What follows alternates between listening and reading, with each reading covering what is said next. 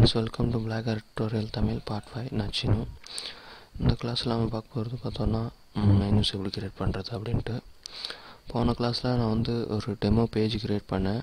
ஆனால் அது பார்த்தோன்னா நம்மளோட வெப்சைட்டில் வந்து டிஸ்பிளே ஆகலை. ஏன் அப்படின்னு பார்த்தோன்னா இங்கே நம்மளோட 2 பேஜ் இருக்குது. இது ரெண்டுமே பார்த்தோன்னா ஷோ பேஜ் ஆஸ் என்ன மெத்தடில் இருக்குது அப்படின்னு பார்த்தோன்னா டோன்ட் ஷோ அப்படின்னு இருக்குது. அது கிளிக் கொடுத்தீங்க அப்படின்னா அதில் ஒரு 2 ஆப்ஷன் இருக்கும். டாப் டேப்பு ஒரு சைட் லிங்க்ஸ் வேணும் அப்படின்ட்டு. உங்களுக்கு எந்த இடத்துல வேணும் அப்படின்றத பார்த்தோன்னா இங்கே வந்து டார்க்கு ஆரஞ்சு கலரில் காட்டும். ஸோ அந்த இடத்துல நம்ம வந்து வேணும்னு வச்சுக்கலாம். இப்போ நான் வந்து டாப் டேப் கொடுக்குறேன். கொடுத்துட்டு நம்மளோட அரேஞ்ச்மெண்ட்டெல்லாம் பார்த்தோன்னா நம்ம வந்து சேவ் பண்ணிட்டேன் அப்படின்னா நம்மளுக்கு வந்து இப்போ வந்து டாப் பேஜில் நான் பாருங்கள் ரெஃப்ரெஷ் பண்ணதுன்னு என்ன ஆகுதுன்ட்டு பார்த்தீங்கன்னா ஹோம் டெமோ பேஜ் அப்படின்றது வந்து நம்மளுக்கு வந்து மெனுவாக க்ரியேட் ஆகிருக்கு. பார்த்திங்கன்னா தெரியும். இப்போ இதுக்குள்ளார போய்ட்டு நம்ம வேணுன்றதை வந்து நம்ம யூஸ் பண்ணிக்கலாம்.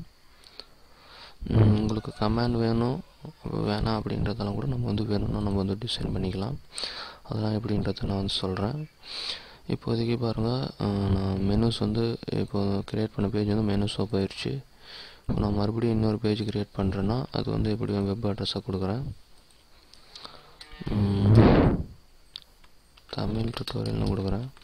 என்னோடய வெப்சைட்டுக்கு நான் லிங்க் கொடுக்குறேன். இப்போது தமிழ் டுட்டோரியல்ஸு எனக்கு வந்து எந்த வெப்சைட்டுக்கு நீங்கள் போகணுன்னு நினைக்கிறீங்களோ அது மாதிரி கொடுத்துருங்க. சாரி, இப்போதைக்கு நான் வந்து சும்மா சிம்பிளாக லிங்கிங் பற்றி நான் தனியாக ஒரு டுட்டோரியல்ஸ் எடுக்க போகிறேன். ஸோ அப்போ வந்து நான் வந்து இதை பற்றி நான் தெளிவாக சொல்கிறேன். இப்போதைக்கு நான் வந்து சும்மா ஒரு வெப் அட்ரஸ் வேணாம் க்ளோஸ் கொடுத்துட்டு புது பேஜ் க்ரியேட் பண்ணலாம். blank பேஜ் இங்கே வந்து செகண்ட் பேஜ்னு கொடுக்குறேன். 2வது க்ரியேட் பண்ணுறதுனால இங்கே வந்து home link about us contact இந்த மாதிரி சும்மா ஒரு 4 புல்லட் பாயிண்ட்ஸ் வச்சு நம்ம யூஸ் பண்ணிக்கலாம். அதுக்கு மேலே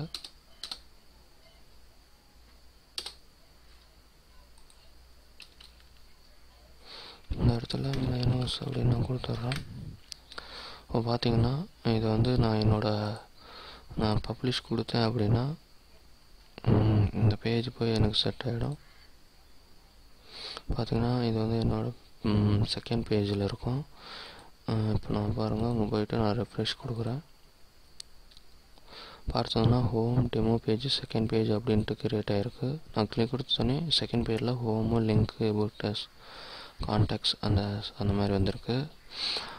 இப்போ இதில் பார்த்தோன்னா எனக்கு இந்த பேஜ் எனக்கு வந்து டிஸ்பிளே பண்ணக்கூடாது, ஆனால் நான் சேவ் மட்டும் பண்ணணும் அப்படின்னு நினச்சிங்கன்னா நீங்கள் வந்து அப்படி எதையும் யூஸ் பண்ணிக்கலாம். எனக்கு இந்த பேஜ் வேணாம் அப்படின்னு நினச்சிங்கன்னா டைரெக்டாக டிலீட்டும் கொடுத்து நம்ம யூஸ் பண்ணிக்கலாம். அதே டைமில் நான் ஆல்ரெடி சொன்ன மாதிரி நம்ம பப்ளிஷ் கொடுக்கும்போது மட்டும்தான் நம்மளுக்கு வந்து இந்த மாதிரி வந்து நம்மளுக்கு வந்து ஹோம் பேஜில், அதாவது நம்ம இங்கே கொடுத்துருக்கிறது டாப் டேப்பு. ஸோ அதனால் நம்மளுக்கு வந்து பேஜ் வந்து டாப் டேப்பில் வந்து அரேஞ்ச் ஆகும். நம்ம அதாவது பப்ளிஷ் கொடுக்காத சேவ் மட்டும் கொடுத்தோம் அப்படின்னா நம்மளுக்கு வந்து பேஜாக சேவ் ஆகிடும். நம்ம லிங்கிங் கொடுத்து மட்டும் நம்ம அதை யூஸ் பண்ணிக்கலாம். அது அவங்களே ஆட்டோமேட்டிக்காக பப்ளிஷ் பண்ண மாட்டாங்க. ஸோ இந்த மாதிரி தான் நம்ம வந்து நம்ம பேஜ் வந்து மெனூஸில் வந்து சேர்க்குறோம்.